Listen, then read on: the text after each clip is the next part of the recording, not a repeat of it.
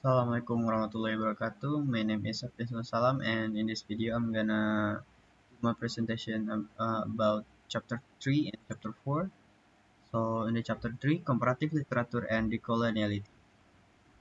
First one is where should comparison be located?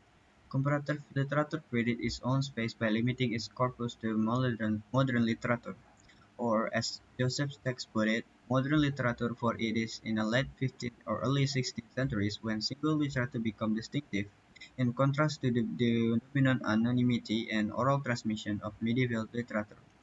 Although the colonial thinkers did not consult historians of comparatives, they reached the same conclusion.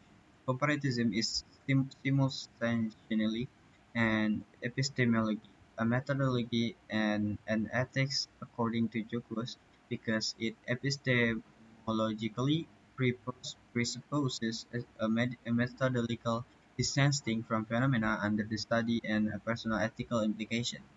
According to Jukos, comparative consists in simultaneously studying both the observed object and the observing subject and proceeding through their relationship to make explicit the links of the objects, subjects, and the sociocultural and historical context. Some lessons from comparative philosophy.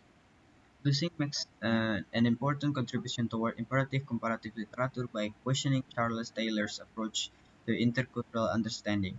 Language of perspicuous contrast. This approach aims to cherish non-Western cultural values and integrate them with Western ones through a conspicuous contrast that highlights opposing meanings between cultures in the research for an ambiguous similarity language. One verifies that cultures are not incongruous or mutually excluding, and that categories are not opposing binaries. A common ground for communication is established. The incorrigibly attitude is moderated, and intercultural interests are promoted. On number three, some question for in imperative comparative literature.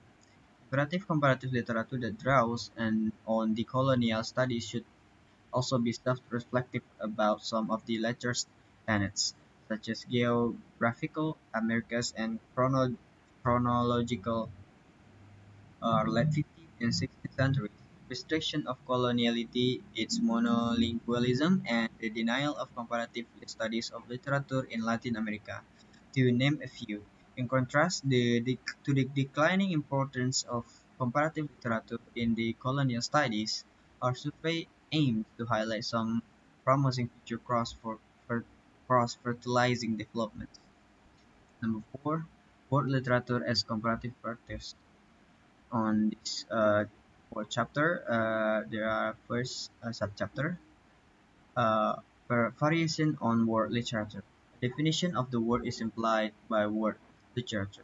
If Goethe saw the benefit of expanding literature to the global scale as increasing the variety of literature goods and offer, Marx and Engels, like many economists since, saw it as a step towards an unification.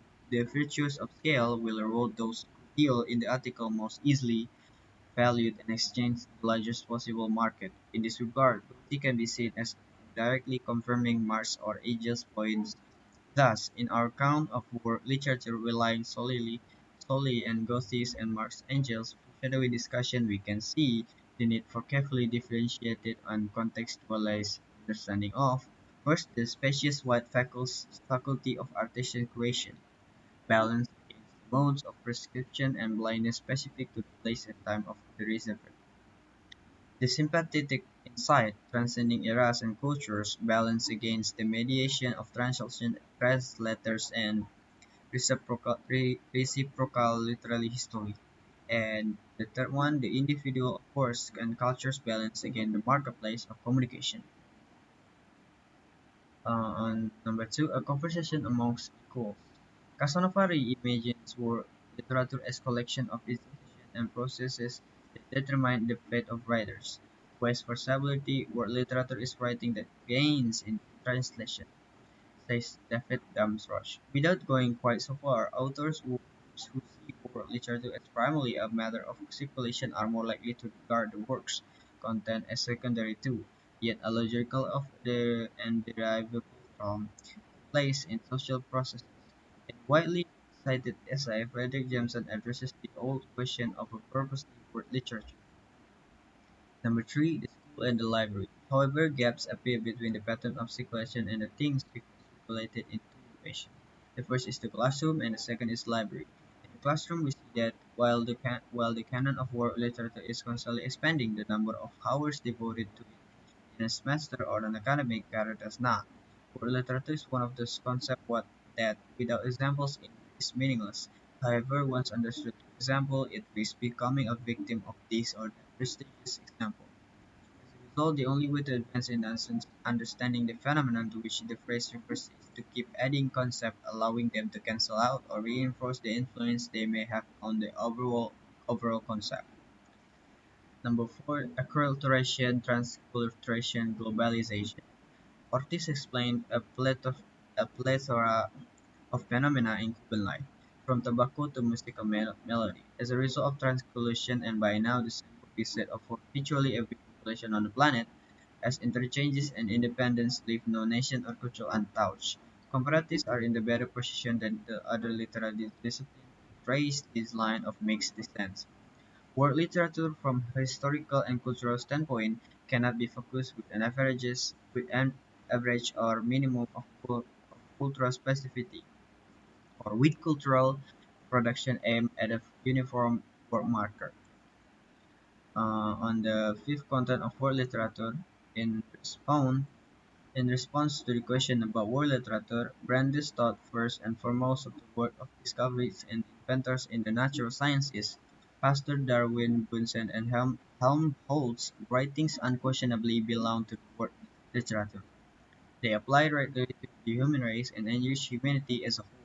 If folklore and mythology depict world literature as an atlas of migrating themes, and the history of poetic device depicts world literature as a bestiary of migrating forms, migration of one of these internationally accepted models would combine both ways.